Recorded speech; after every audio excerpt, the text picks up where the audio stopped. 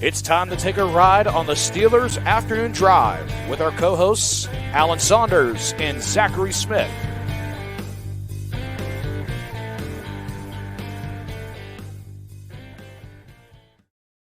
Welcome back to an episode of Steelers Afternoon Drive. I'm Zachary Smith. He is back in the saddle. Alan Saunders driving the ship. What's going on, pal? Good to be back, man. It's been a while. It was a conglomeration of circumstances that has kept me away, but I'm glad to be back. It's good. What's going on with the conglomeration? One of the articles today, I pointed out that I really appreciated the usage of the word bonanza. Like the wording over at Steelers Now, specifically today, has just been fantastic. It's kind of like me in my bag, you know, like it's like when the offensive coordinator goes to the like flea flicker and you're like, oh, there he goes, you know. That's yeah. All right. That's where I'm at, you know. Like if he's going to bonanza at OTAs, like he's on one. All right. That's where we're at. This is Matt Canada pulling. I don't want to compare you to Matt Canada, but Matt Canada pulling out in Philly the Chase Claypool touchdown pass to Derek Watt. Exactly. Yeah. There it is. Left-handed. Yeah, left-handed. Yeah, I didn't know that he was that's like the same thing when AB threw a pass, touchdown pass against the Texans. This is going back now a decade plus, but like found out he was left-handed, then had no clue prior. Alan, I want to check a box first thing because I've also been curious about how the follow-up of this was going to go. Everybody's been wondering what's going on with Monty Adams and this parking ticket. Did it happen? Did it not happen? Did we get clarification? Talked to Monty today. He did not get a parking ticket. Okay. So we actually talked to him yesterday, but I wasn't on yesterday. But no parking ticket for Monty. So he's in the clear. Nothing bad happened. So glad to hear it. Good man, Monty Adams. Glad that he was not. He looked legally parked to me. I don't know. You know, I'm just saying. So glad to see justice was served. Yeah.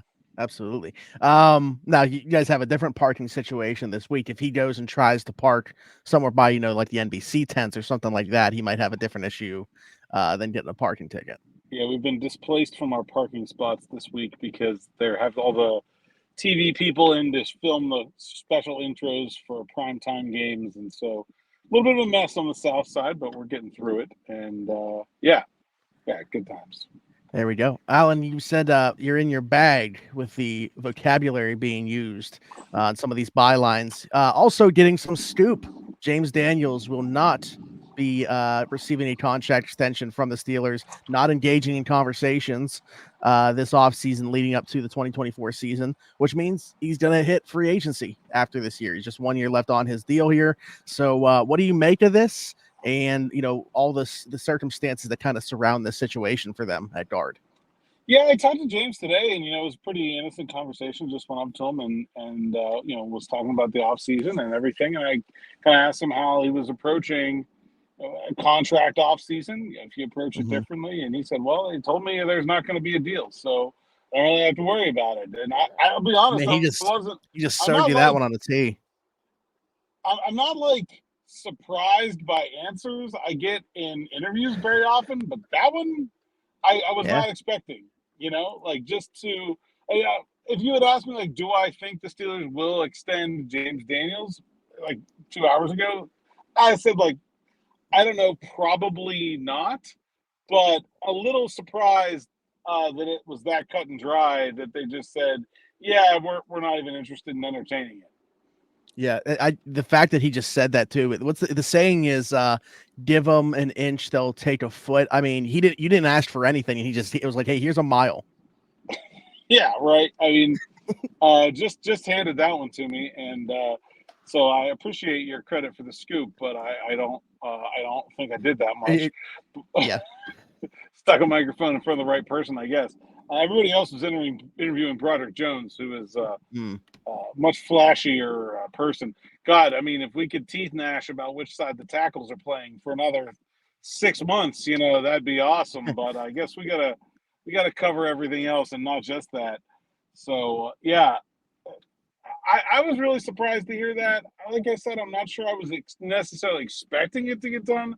I am a little surprised it's being dismissed outright. And I'll be honest, I kind of think it's a mistake. Like, I think if you look at like the guys that they could extend, I think James Daniels should be pretty high on that list. I look at the market, and that's maybe the thing that does interest me. Is this more about the Steelers wanting to move on from James Daniels, or is it the Steelers seeing what the market has been at the guard position, and much like running back, kind of deciding that that's a little rich for their blood, and that's not necessarily something that they want to play in. I'm interested to see the reasoning behind this, because if you look at all of what they've put into the offensive line, it's been such a clear priority. And man, James Daniels has been a really good player. I can't imagine them having a problem with the player or not wanting the player. So very curious. Certainly surprised to hear that today. I agree. Like, we've had a lot of conversation, and not that, like, Mason McCormick pushes him out the door. We don't even know what he is as a player, but like, that is what got my mind kind of going towards having like a contingency plan if you're not able to reach an agreement with James Daniels. But I'm of the same thinking with you, with like, okay, if they didn't come to an agreement, it wouldn't have necessarily surprised me if he walked after 2024. But to know that they're not even like engaging conversations right now is, to me, what the odd part of the process is. Yeah, I agree. I would want to know, if I was the Steelers, what the number is that you'd be walking away from right now. And you don't get there if you don't at least entertain some negotiations. And then look, part of it is, I think the Steelers do a very good job as an organization of being fairly upfront with their players about what to expect. And so maybe they just looked at it and said, look, we don't think this is going to happen, so there's no reason to get this guy's hopes up. There's no reason to string someone along. I can see that. I was talking to another player, two other players today, actually, who both kind of said that they really appreciate the way the Steelers handle their business in some regards, in terms of just taking care of players and being upfront with them. So maybe that's what it is about more than anything else, that they just looked and said, hey, this probably for maybe a number of reasons isn't going to happen. So let's just go ahead and be upfront about that and move on. I can see that. I don't think they're doing this because they drafted Mason McCormick, but I certainly think that they drafted Mason McCormick, at least in part, because Nate Herbig's contract is expiring after this year. James Daniels' contract is expiring after this year. And it sure looks like there's going to be a need for some depth at the guard position beyond 2024. Whether he becomes a starter or not, no team is drafting a fourth rounder this year and being like, yes, we are letting our starter go after this season because of this guy. That is the plan. That's certainly not going to happen. Could it end up happening? Yeah. But I think Mason McCormick has a lot to prove before we start talking about that like it's a real thing. Yeah, absolutely. So in your mind, because I don't know, predictively how you thought the Daniel situation was going to play out, does this change your mind on how you feel it's going to play out? Did you think Daniels was going to be back, and now knowing this, you're like, he's probably walking after this year? Or did you kind of think they would try to come to an agreement, and that's how it would have played out? I think I don't know. I kind of expected that he would be back somehow, some way. And look, this doesn't preclude him coming back. They can still decide next February or March to make a deal. We've seen guys go into free agency, and not only, they could do a deal before free agency, or that he could go into free agency and not like what's out there and decide to come back. We've seen both of those things happen. So I don't want to say that this means that he's not going to be on the team in 2025, but I definitely think it feels just sort of the sort of finite nature of the discussion feels like it's a lot less likely than I thought, maybe, right? That the idea of them moving on from him or vice versa feels a lot more real to me now than it did a few hours ago. Absolutely. I agree. And, he's one of a group of guys that are going to be hitting free agency after 2024. So that's kind of where I want to pivot to now, is kind of, okay, if it's not James Daniels and we don't know who the first before we go there, I just want to give some serious credit to James Daniels, because, he's a vet. He's been in the NFL for a very long time. I understand that it's a new offense and that there are potentially new players on either side of him, but there's a whole lot more benefit to the Pittsburgh Steelers to him being at OTAs than there is benefit to James Daniels. and he's been there every day and doing his thing. And so I think like he deserves a lot of credit for, given the situation and the scenario, being a guy who says, "Yeah, I'll be there. Put it on me, and let's go." So that like full props to him for being a leader. Like we just talked on the first week. I had a video of him coaching up Zach Frazier about how to do a drill the right way, and like that. That's some serious leadership from a guy whose future is not certain here. Yeah, absolutely. Also, unrelated, wild to me that he's still just 27 years old. I mean, we got him as a free agent when he hit free agency at 24, which is kind of rare. And now, potentially going to hit it for a second time again. McCormick was drafted at 24.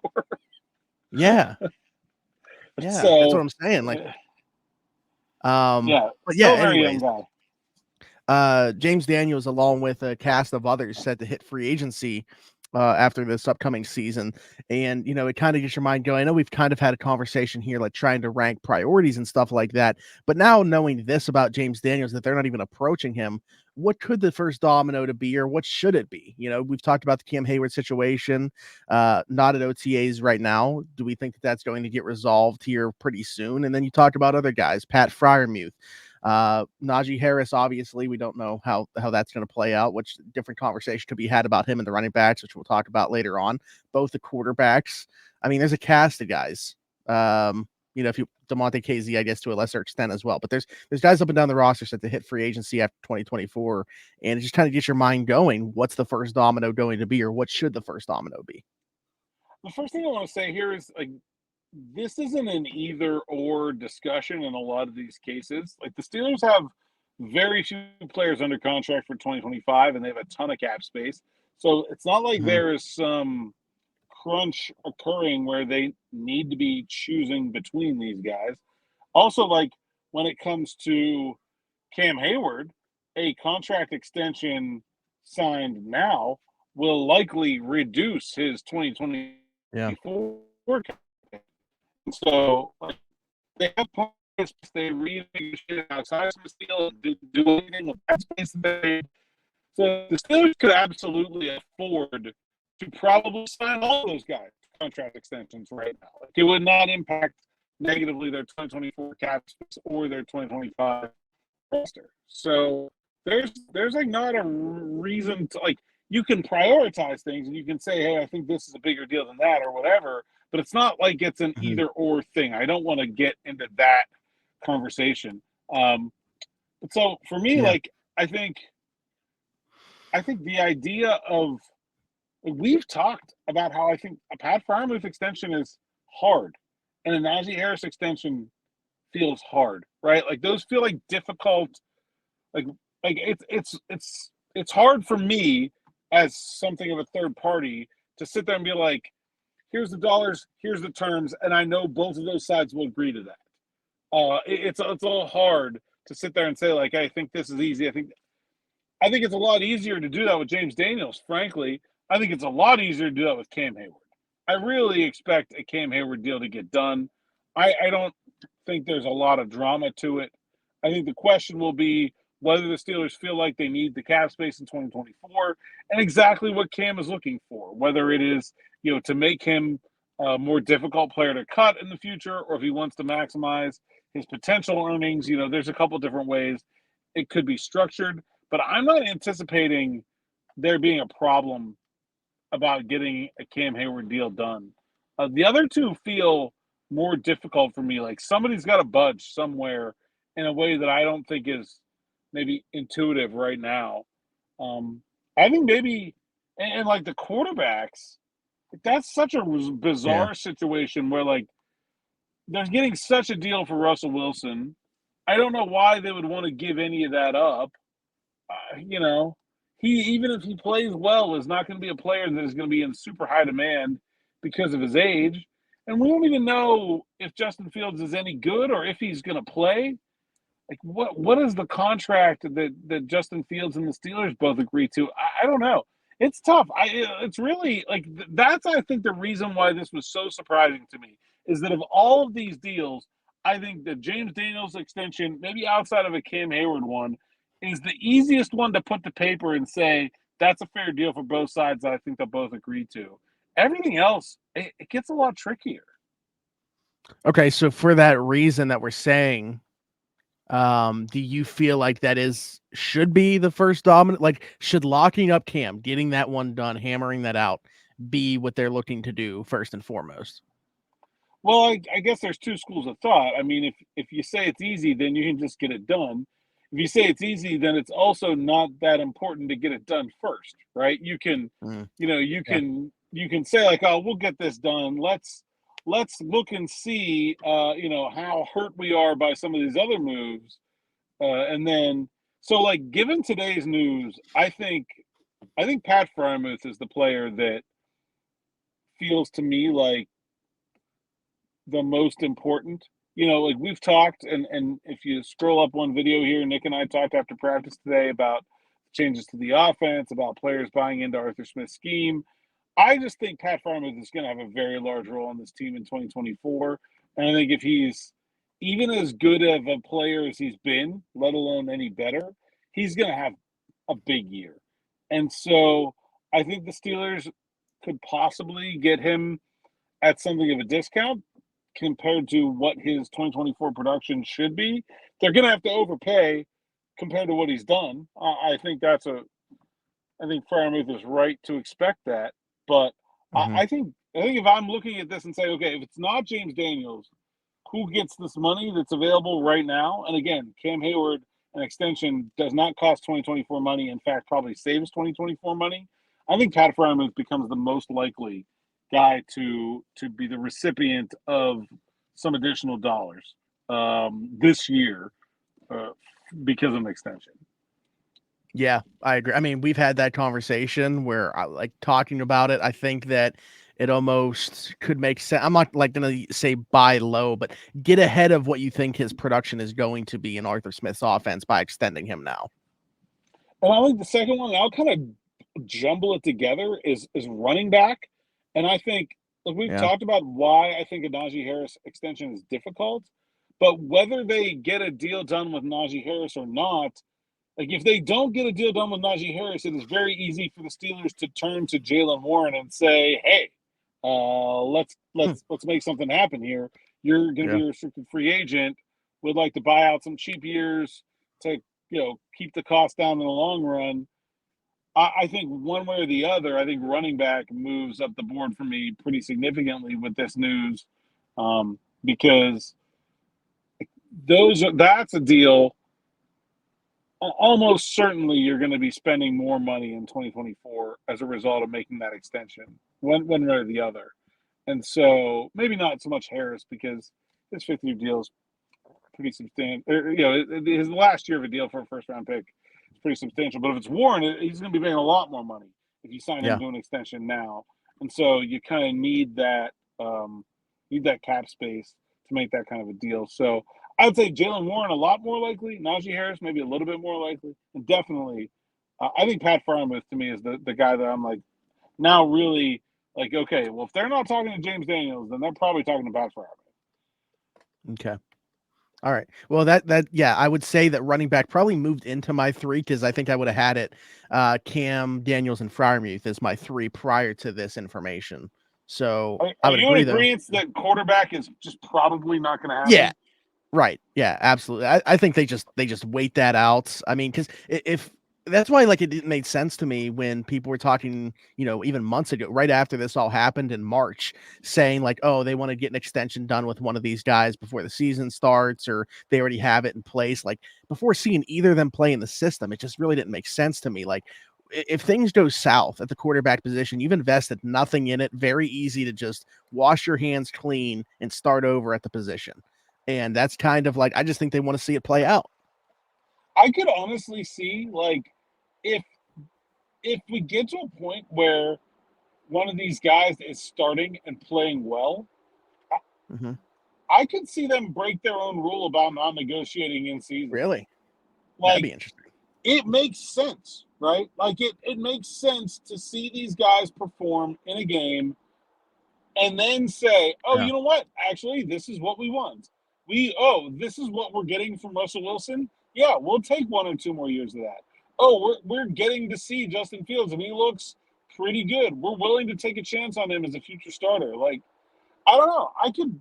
I'm not necessarily predicting it to happen, but I think I think their rule has a lot of utility most of the time, especially when you're talking about guys that are returning players. Like, it puts a deadline on things. It lets guys focus on just playing during the season. I think it's a good rule that makes sense most of the time. But when has ever a team acquired two starting quarterbacks from different teams in the same offseason, both on expired contracts? Not only has it never happened to the Steelers, probably never happened to anybody. And so, like, there's an exception for every rule, and this circumstance certainly feels like it would lend itself to being one. And you're talking specifically like wanting to see it in game, though, right? Like, you don't think either one of these guys could look so good throughout this process leading up to the season where, like, okay, they're do we not remember what happened last preseason? Like, are we really going to go down that road? Like, I think we've just learned that lesson. I agree. I wouldn't want it to happen. I was just picking your brain there, and if you thought that was possible. No, I think it would have to be in a game. I do think it would be okay for them to make an exception to the rule for this, for that reason. Like, if they go out there and, Russell Wilson's, I have a harder time seeing it being Wilson, but, like, let's say Russell Wilson, like, pulls a hamstring in the preseason, Justin Fields starts week 1 kind of by default, and he's a top 10 quarterback the rest of the year. Yeah, you should break that rule and sign him, like, right away. Like, as sooner the better. Like, I think that would make sense. Yeah, I agree. Okay, we've talked about the running backs a little bit there. I want to continue the conversation surrounding them, but flip it a little bit. You've talked about, Najee still being there. We got a question about quarterbacks. Do you want to take that now? Yeah, you're right. Yeah, you're right. We typically leave that questions for last, but I guess if we can work them in here. List the reasons. This comes from John Dad Papa. List the reasons Russell Wilson will start over Justin Fields, even if they're performing at the same level out of camp, and how much of it is due just to the 51% clause in the trade. That's with Justin Fields, obviously, 6th round pick going back to the Bears. Unless he plays 51% of the snaps, then it becomes a 4th. First of all, nobody's making any decision about who plays quarterback based on the difference between the 4th round pick and the 6th round pick. They do not care. So let's just put that, they don't care. No decision will be made based on that. I don't even know why they did it. Like, just whatever. Just pay a 5th and be done with it. But they're not going to make – Mike Tomlin is not going to – it could be the difference between the 6th and the 1st, and that wouldn't impact their decision-making at all. They're going to play the player they think gives them the best chance to win, unless somehow they get to, like, a Week 18 scenario where, like, they don't need the game, or conversely, they're just completely out of it. Maybe then. But as long as they're in the hunt, they're not going to decide who plays based on what they owe the Bears in a trade. That's just not going to happen. Why do I think Russell Wilson would play if they're equal? It's interesting that the question was phrased that way, because I don't. I think Russell Wilson has to be better to play. I do not think he will play if they're equal. Really? Okay. That's interesting. Like, that's the kind of the conversation that Derek and I were having, and then a little bit Nick and I yesterday, where it's like, do we believe that this is going to be a true competition? And, like, all of us have said yes, but at the same time, like, you talked about pole position or whatever, with Russell Wilson being the number 1. Like, so you're saying even if Fields is just a little bit better, like, at all, if he's at all better throughout this process, he's going to be the starter in your mind? Well, again, we talked before, like, I think the thing for Justin Fields will not be it's not going to be the average, right? He can't be just average better. He's got to keep the floor in the same place, okay, and then improve the ceiling. Like, I think that's the job for Justin Fields, right? Like, we know that Justin Fields is capable of going out there, throwing 5 touchdowns, running for 3 more, breaking every single game NFL record ever made for the quarterback position one week, and then single-handedly losing the next 3 games. Like, we are already of the knowledge that Justin Fields is capable of doing that. Okay, he needs to find a way to eliminate the negative in his game. And that will be the determining factor. But if you look at them and you say, hey, this is about the same, well, one's 35 and one's 25. Like, what? Why would you pick if they're the same right now coming out of training camp, okay, the odds of Fields being the better player by the end of the year are near 100%, right? Like, one's only going to get better and one's only going to get worse. Like that. So I think Russell Wilson has to be better to start week 1. I don't think he will start if they're the same. Okay. All right. And if you're the Steelers, why would you want to pick the older? Like, if there is, I understand that they're saying Russell, all pole position means is that if they put out a depth chart today, Russell Wilson's on it. If they go take a first team rep, it's Russell Wilson. And there's no drama about that process right now. They're saying we're not in a competition. This is our starter at the moment. But that doesn't mean anything. Like, Kevin Dotson was the starting guard all offseason, 1 year, and then, like, it changed. Like, it doesn't matter. Like, that means nothing other than we've just decided that this is the way we're going to line things up for right now. What matters is who looks better when you start to have live reps, when you start to get in the preseason. Like, I think there will be a real competition. Like I said, I think if you're the Steelers, the Steelers should be hoping that Justin Fields wins it, because that solves their quarterback position instead of merely being a stopgap answer. Yeah. Okay. Yeah. I mean, honestly, some of the stuff you said there, I hadn't even crossed my mind when having this conversation over the last 2 days. So, I don't know. It adds more intrigue for me to it than I even had already. So, we'll see how that plays out. Actually, this same person, I want to give them another shout out because John also said, where can we get Afternoon Drive merch? And also he wants to download the music from the intros as ringtone, which if I would appreciate if that's possible, that'd be awesome. All right, we're going to find a way to make the intro downloadable. And also, I have a million Steelers Afternoon Drive stickers that I have not done anything with, except for, is my water bottle? No, it's not. I put one on my water bottle. We can find a way to give those out. I don't know how we're going to do it, though. But we can give out some stickers. Yeah, there you go. I'm holding them up right now for people. There they are. I don't know. We'll have to, like... But honestly, in terms of wearable merch, that is definitely something that we could work on. If you want a Steelers Afternoon Drive t-shirt, if there's enough demand, I will make that happen. So if you guys want Steelers Afternoon Drive merchandise, let me know. We'll see what we can do. But only if literally everybody that's watching this likes, subscribes. Yeah. There you go. Make it I do want to talk about the running backs, though, because I thought that this part was interesting, Alan. And if anybody missed beyond the word bonanza, but beyond the word bonanza, this was very interesting because if you guys missed Alan and Nick's post-practice report, be sure to check that out on the YouTube. Not right now. Don't click off this video, but as soon as this video ends, go and watch that back. But talking about Jaylen Warren, seeing more buy-in from the offense, seeing the running back utilization in terms of receiving weapons, we're seeing running back split out wide. Like, what could this? I know that we're only in OTAs, and we'll see if this transitions over into training camp, into games and stuff like that. But Alan, this could open a whole world of possibilities for these running backs, as we are talking about, as they're looking for paydays.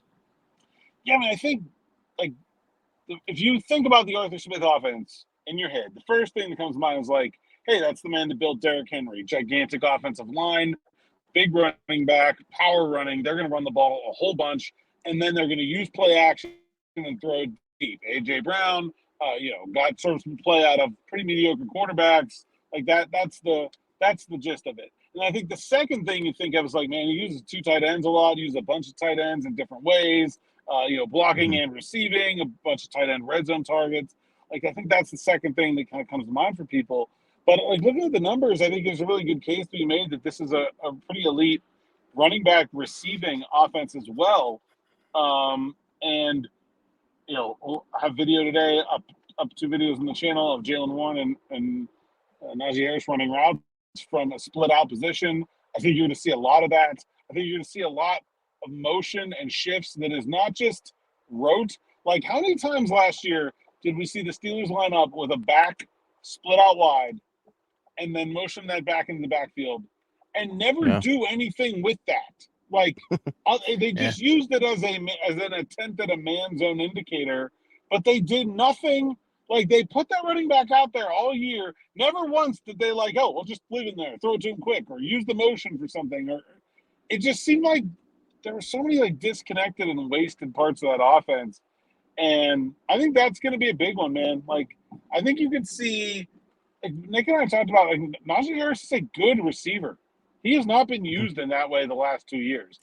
And part of that is because they're trying to find ways to play Jaylen Warren. And I know that I don't need to tell our audience that I think they should play with 2 running backs on the field because I've done it basically like 100 times in the last even last year. And now last year, you had Deontay Johnson last year. Like, so it's even more of a conversation this year than last year. Yeah, right. Yeah. Last year I was saying even with Deontay Johnson, the 2 of their best 5 eligibles are running backs. Now they're sure 2 of their best. Like it, I don't even know who the 5th best eligible is, but I know that Najee Harris and Jaylen Warren are in the top 4, let alone top 5. Like it is Pickens, Freiermuth, and those 2, and there's no argument you can make that anybody else belongs in that top 4. So I don't know why you would not consider playing 2 running backs in the field a whole bunch. I can't say if they are or they aren't without direct confirmation, but that's what I would be doing. Like I know that. Yeah, absolutely. You mentioned tight ends. I feel like real quick, we definitely have to bring up the fact they added another tight end. I mean, why not? Big dude. That is the first thing that you said about him when I brought him up. He is a big dude. Isaiah Givens, I believe is his name, right? Am I getting that right? Yes. Okay. I think that's the pronunciation. I mean, it's definitely what it looks like to me. Okay. Was with the Jets and the Chiefs. Small college guy from Middle Tennessee, and before that, somewhere in SoCon. I don't remember. Big dude. Is kind of on that like wide receiver tight end hybrid lane. Like a 6'4", 6'5", but relatively slender. I don't know. We'll see. It always cracks me up when the Steelers sign some guy to fill the 89th spot on their 90th, I guess, out of 91. This is spot on the active roster, and people are like, "Why would they do this?" Or "Who is this guy?" I'm like, "Who cares?" There's like 30 guys on this roster that are never going to play an NFL game. Like what? Like these are low stakes signings. It doesn't matter. But it's funny because this is the guy I was following Omar Khan out of the building the day we went to Acrisure Stadium. He was on the phone with somebody asking about a young tight end. So I guess this is what he came up with. Oh, wow. Yeah, and we had a whole conversation because I asked if that had ever happened before. Yeah. So I guess this is what he came up with. But some more Super Bowl pedigree with the Chiefs last year. Yeah, there you go. They're going to have their own Kansas City Chiefs Super Bowl ring ceremony at St. Vincent. There you go. I don't know too much about him to say whether I'm like super intrigued by the skill set or not. I do like that his Instagram bio just says I run routes. I appreciate that. So we'll see. We'll see how many routes he gets to run. I assume he'll get a chance. There is going to be some roster shakeup here too. After minicamp, a couple of guys will get cut. Not only are there going to be like June 1 guys that become available, the last of the free agents, but the whole XFL, UFL is still playing. Those guys, the guys at the top of that league are going to get jobs, and so you're going to see some turnover in that regard. A couple former Steelers, Hakeem Butler is leading the league in receiving, and I saw Anthony McFarland doing well as well. So keep your eyes peeled. There's going to be some of those guys. I think their last week of their regular season is this weekend. Some of those guys are going to be getting NFL jobs pretty soon. Yeah, I mean, you got to think Hakeem Butler, the Steelers tried it last year. A ton of drops throughout the process for him. I mean, does somebody give him yet another shot? Somebody will. If you're leading the UFL and receiving, somebody's going to give you. And you're 6'5". He had like the height, weight. Yeah. It'd be one thing if he was just an undersized guy. But he has high pedigree. Somebody's going to give him another shot. Will it be the Steelers again? Probably not. Like, they have a bunch of those guys, Marquez Callaway, Deuce Watts. Doesn't seem like they're hurting for, like, toolsy wide receivers. And honestly, kind of a logjam there anyway, in terms of, like, there isn't an obvious hole in the roster. Like, if you're Hakeem Butler, why would you want to sign here if you have more than one option anyway, right? Like, it seems like they're cutting somebody with far more NFL experience than he has at this point. Yeah. Anthony McFarland too, like you said, could be interesting. I mean, I had such high hopes for what he could be. Not that I ever thought he'd be like a 3-down back or, even the lead horse for a stable, but I thought he was going to be something at the NFL level, and maybe he still could be. I talked to Aaron Shamklin today, who is the Steelers running back out of Harvard. And he had played in the XFL last year, or was it the USFL? I don't remember. One of those leagues last year.